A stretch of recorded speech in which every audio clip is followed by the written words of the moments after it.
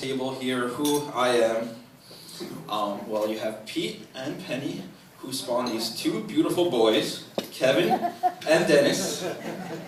And we have Kevin's wife, Cheryl, my mother, who spawned these two beautiful boys, me and my brother Jason.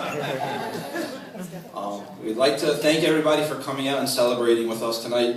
I know my grandparents have looked forward to this day to celebrate with you again. Some of you were here last year. I think we'll do it again next year, or maybe next year? Maybe. Why not every year? We'll be here every year. You're in. All right, we just need a dance partner. We have one over here. Yes. The first person who's going to come up and speak is Dennis, my uncle, who will come up right now and say a few words about his father and his mother. Thank you very much. Thank you. We're going to test the Dale Carnegie training items. Remember those? Lots of those. For those of you who were here last year, you may or may not remember some of the things we're going to talk about, but they're pretty interesting. My parents. It's Penny's 88th birthday. It's Pete's 90th birthday. They've been married for 68 amazing years. And here's how it began. They met in Coney Island 68 years ago. She was gorgeous, and he was dashing. Anybody that saw the pictures in the bar could attest to that. They had a whirlwind courtship. Pete, you were one lucky guy. After the war, they were off to California. The adventure began on a Greyhound bus. 3 days and 3 nights. True love. I was conceived in Los Angeles, but I'm beginning to think it was really San Francisco. Takes the bar up.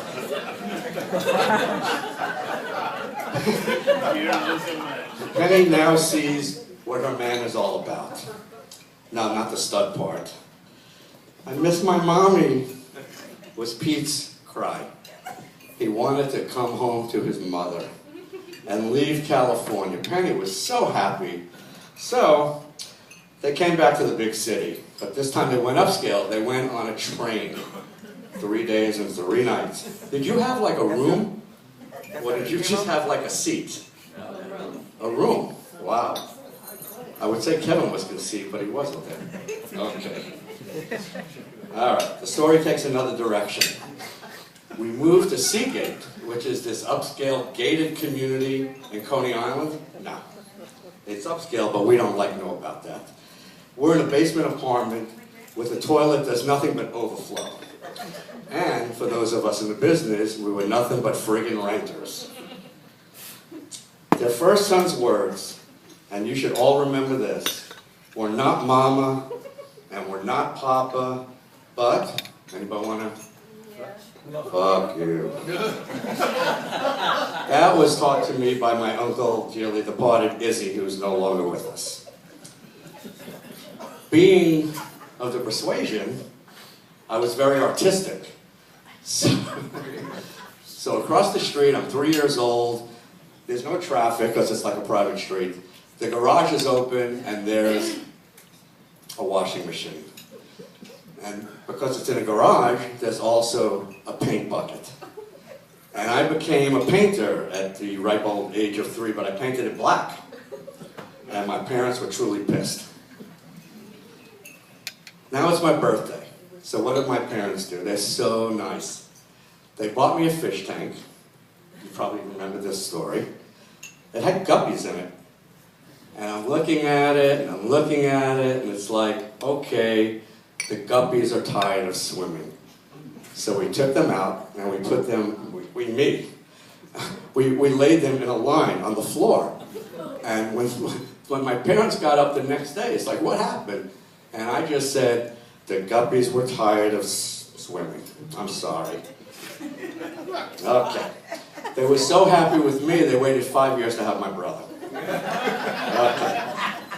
Here comes the angel, Kevin. Kevin's the angel. He doesn't swear, he does nothing wrong. He's the sweetest little baby. Okay, I'm going to digress before I get to him.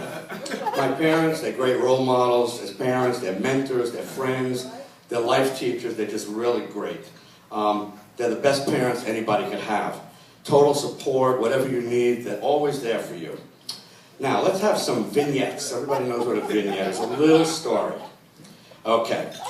This I didn't tell you last year. I didn't tell you about the scrambled eggs in the refrigerator? Okay. My mother forced me to eat eggs, and I hate eggs to this day. So every time I had eggs on my plate, I would throw it behind the refrigerator. And eventually it was like, what's that smell? Oh, you did it again, huh? Okay. Now I'm going to tell you a story about a doctor. Everybody thinks a doctor, they're so cool and nice, they heal you. In my case they did, but this is a different doctor. This guy's name is a real name, Dr. Dinowitz.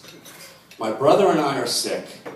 I don't know, I'm 6 years old, he's 1, and Dr. Dinowitz is this nice man. He makes house calls. So he comes to the house, and he wants to take my temperature. So he has this thing behind his back. And what he did was he gave me a shot. And it scared me, and I said, "Get the fuck you." That was my word.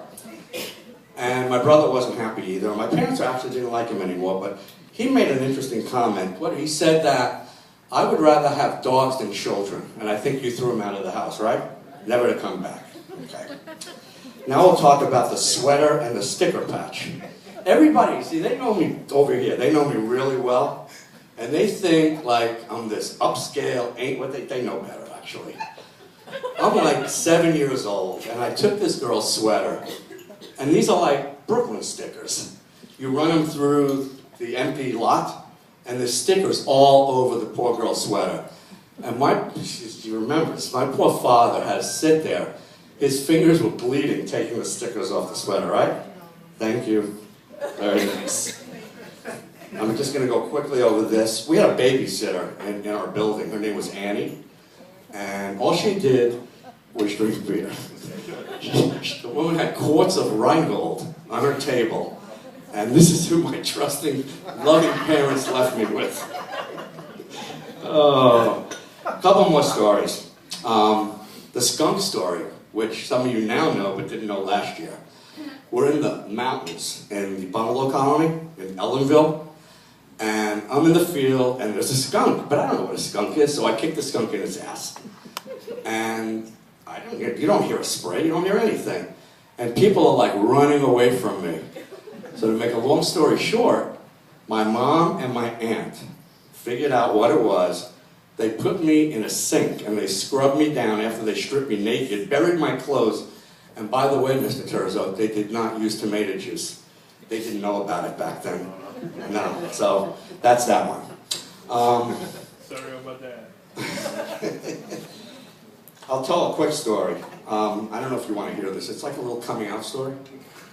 Because like I'm 65, I could say stuff, but it's legal now. Go for it. So, Kevin, how old am I? I'm 20 and you're 15? Right. Okay, I'm 20 and he's 15. And we're living in Canarsie. And my brother got the mail. Lucky Kevin. This is why he's not so cool sometimes.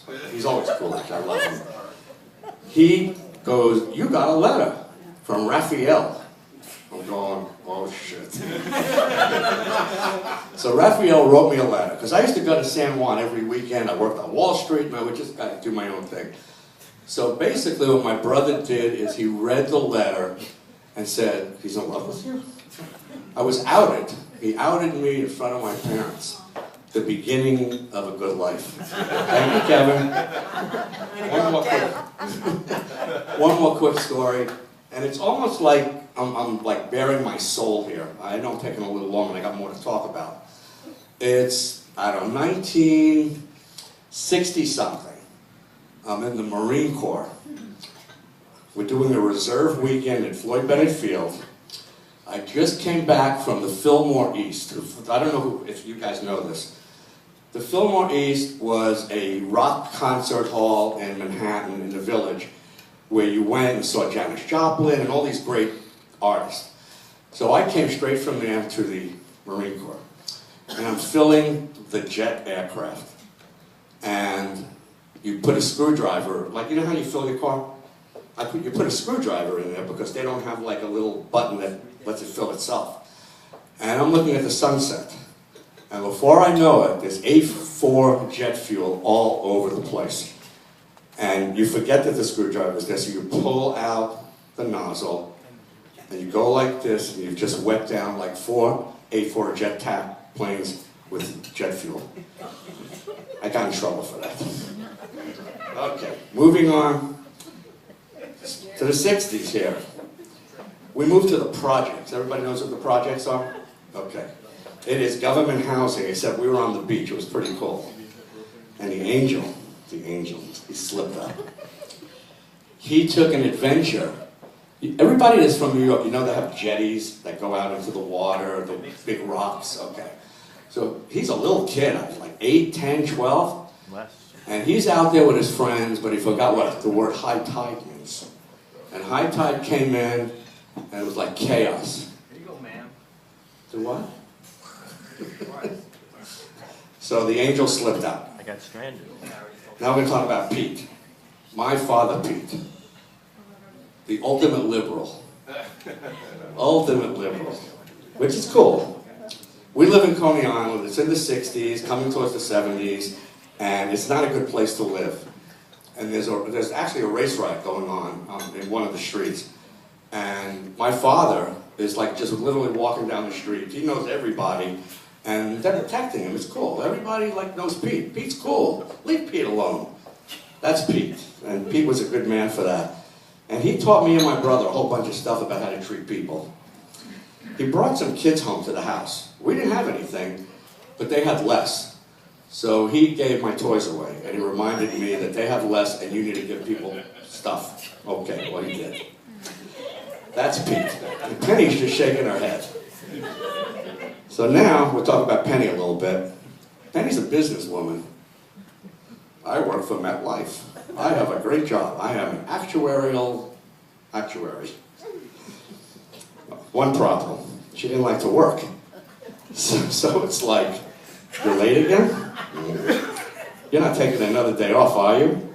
You know, you're not going to get that promotion. But in the end, she worked her magic and she got the pension, which is beautiful. One more story about the family, and it's kind of interesting. It's an insight into my father's side and my mother's side. We're in the projects on the beach. I don't even know what year it is. Kevin, you're going to help me. Okay. The fight. Oh, What year would you say? I would say 1966, maybe? Okay, 66. So my mother's sisters, they're like almost angelic. They don't know from trouble. They come to visit for the day. They're going to the beach. And my father's side, they're on the beach. My Uncle Izzy, the FU guy, and my Aunt Miriam, the wannabe mafia lady. So they had a fight. It turned into a fist fight on the beach where my Uncle Izzy was fighting with Leo. Miriam jumped on Leo's back. My father jumped on that guy's back who had red hair. I don't remember who he was. And it was a friggin' brawl. It was all a ball-out brawl. And my poor parents, my mother's sisters are looking and going, oh my God, what did you marry? But she married a good guy. Anyway, all right, moving on. It's 2 o'clock in the morning. Do you know where your children are? They didn't. Kevin's asleep. He's peaceful. He's got a halo around him. And Dennis is out. Where's Dennis? He's out somewhere. We don't know where. There's no cell phones. In those days, it's like, oh my God. Parents are waiting up, 6 o'clock in the morning. This was like normal stuff here. And here I come. I come in, I shake myself off. Where have you been? Out. What do you mean out? Where? Out. I gotta go. Where are you going? I'm going to work on Wall Street. So I took my shower, put my clothes on, and I'm gone. And I gave them trouble. I'm not like the greatest son sometimes, but now I am. All right, now it's 1973. We finally bought a house. They bought a house, actually. And we all moved there. Kevin and Dennis and Pete and Penny. And it was a wonderful thing. It was actually 72. And a year later, I go, I'm leaving. And they go, oh, where are you going? I go, Florida. What do you mean? We just bought a house. I'm leaving. And I left. And In 1984, they came down here, which was wonderful. They followed. Early retirement, they never thought they could do it, but they did. Little planning. And they have a new life. Tennis, swimming, bike riding. They have a life. And Pete discovers something. He's a condo commando now. He's good. He has Corinne, the 6, and him and his boys. They're the new bosses of this condo. He makes new friends, Gino, Mel, Sal, Jeanette, Dave, a host of vendors who also are here tonight, Debbie, Jesus, Dwayne, Wayne. It's like Pete has a second family. Very cool. But Penny, she's not going to be left out. She has her girls, all her girls back there. That's Penny's gang. They're doing mahjong, canasta, slot machines, blackjack, bingo, casinos, and the office, which unfortunately has now become almost dearly departed. But Penny has it all. We did cross-country trips, we did cruises, we did a whole bunch of stuff. And, you know, when it's Sunday, it's Parents' Day, everybody knows that. Where are you going on Sunday? I'm going to my parents, we're going to Publix. That's what we do. But I don't want to be left out. So what I did is I found a new home as well. And it was with a company called Seacrest Services, which is 2 tables of people right here. You don't know how popular you are. Wow, are you lost? You're not lost, are you? Are you in a wedding party?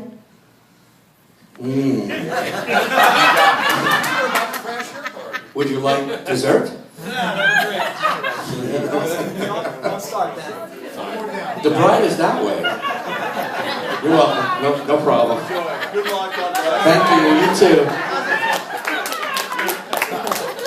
I don't know how you called that, by the way, but It's good. But anyway, I have my Seacrest people. He wanted to be a Seacrest person, but it's like a little club. We don't let you in. They're not just my work people. They're like my family, my brothers, my sisters. I have a brother, a wife, a nephew. There's all kind of people like here. And it's very cool. It's the best people that I've ever worked with in my whole life. So with that said, I'm talking a lot, but it's very important. Over the years, I've given my parents headaches. Are you awake? Yo. I've given them headaches, surprises, nachas. That's a Jewish word, Tommy. Can you say nachas? Joy and happiness, not always in that order. They're my best friends. They're the best parents on this God's earth. I cherish them with all the love I can give them. Happy birthday, Pete. Happy birthday, Penny. Wishing you 100 more anniversary years, and I love you both dearly. Thank you.